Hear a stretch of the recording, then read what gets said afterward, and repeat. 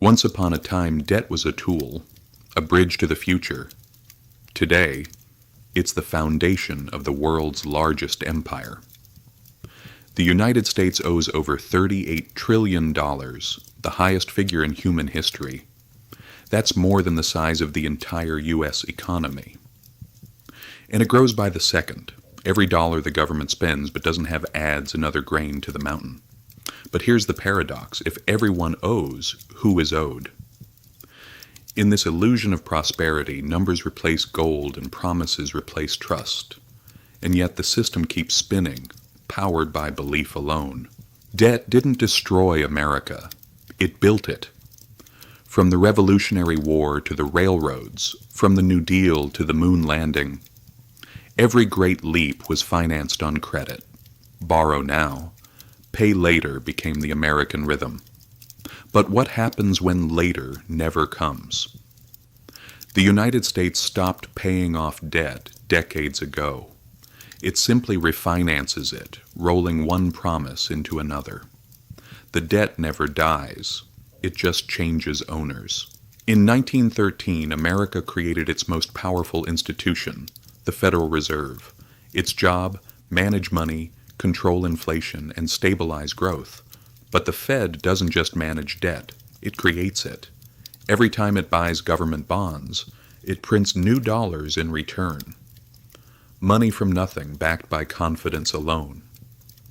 The Fed became the high priest of the dollar religion, turning promises into prosperity and risk into routine. Here's the truth. Most of America's debt isn't owed to other nations. It's owed to itself. U.S. banks, pension funds, insurance companies, and even the Federal Reserve hold the majority. Foreign powers like China and Japan, together they own less than 8%. So when the U.S. borrows, it's borrowing from its own future. The government issues bonds, investors buy them, and citizens pay the interest through taxes. A circular system, efficient but fragile. The dollar's strength doesn't come from gold, it comes from trust. Global markets believe the U.S. will always pay its debts, even if it never truly repays them. Confidence is the glue that holds this trillion-dollar illusion together, but confidence is not eternal.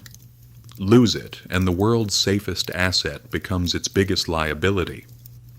Every empire before, Rome, Britain, Spain, learned this the hard way.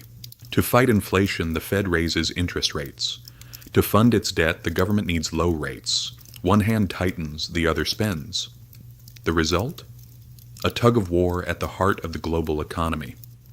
Every 1% increase in interest costs the U.S. government hundreds of billions in extra payments. It's like trying to put out a fire with gasoline, control inflation, and the debt burns brighter. The world runs on dollars, oil, trade, debt, all priced in green. That means when America sneezes, the world catches pneumonia. If the U.S. defaults, the shock wave wouldn't just hit Wall Street, it would hit every nation holding a treasury bond. So the world keeps buying U.S. debt. Not because it's perfect, but because there's nothing else left to trust. Debt used to be printed on paper. Now it's written in code. From digital bonds to algorithmic trading, America's financial system runs faster than ever, but also more fragile than ever. A single algorithmic glitch or cyber attack could freeze trillions in seconds. In the digital age, even debt has gone virtual, and with it, risk has become invisible. $38 trillion, a number too large to imagine, yet too important to ignore. America's debt is not just a national burden, it's the world's heartbeat. As long as the world believes in the dollar, the illusion survives. But belief is not infinite.